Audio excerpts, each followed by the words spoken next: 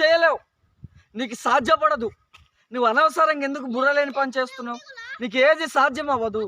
నీవు అనవసరంగా నువ్వు ప్రయత్నం చెయ్యకు అని తల్లి అంటారు, తండ్రి అంటారు, అన్న అంటాడు, తమ్ముడు అంటారు. మనం ఏ పని చేద్దామన్నా అడ్డుపడతారు. ఎందుకంటే నీకు చేత కాదు, నీకు తెలివి లేదు, నువ్వు చేయలేవు, నువ్వు వేస్ట్గా ఎందుకు ప్రయత్నం చేస్తున్నావని మనకు కించపరిచి, మనకు నిరుత్సాహపరిచి, మనకు బాధపరుస్తారు. ఎందుకు అంటే ఆ పని మనం చేయలేమని వారు విశ్వసిస్తారు. కానీ భూప్రపంచంలో మనము నిజంగా ఆ పని చేయగలము అని మనం కానీ భావించి విశ్వసిస్తే ఆ పని మనం చేయగలం. ఎందుకు ఈ మాట నేను అంటున్నాను అంటే, యేసుక్రీస్తు నీళ్ళ మీద నడుస్తున్నప్పుడు అక్కడ పేతురు అనే ఒక క్యాండిడేట్ ఉన్నాడు.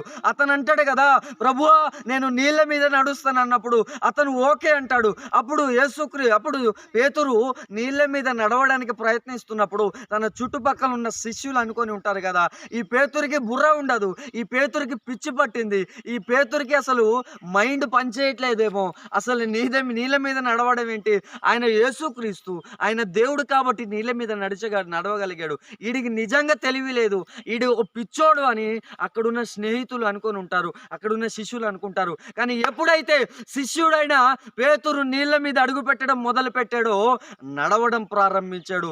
యేసుక్రీస్తు దగ్గర నడవడం ప్రారంభించాడు. నీళ్ళ మీద నడిచిన భూప్రపంచంలో ఒక మొదటి వ్యక్తిగా మనమైతే అనుకోవచ్చు. ఈ భూప్రపంచంలో మానవుడు ఎవరైనా నువ్వు చేయలేవు, నీకు సాధ్యపడదు అని చెప్పొచ్చు. కానీ నిజంగా మనం యేసుక్రీస్తుని చూసి మనం ఏ పనైనా మొదలు పెట్టామా తప్పకుండా మన జీవితంలో మనం విజయాన్ని పొందుతాం. తప్పకుండా మనం ఆ పని చేయగలమని ప్రేమపూర్వకంగా మనవి చేస్తూ ఈ మాటలను ముగిస్తూ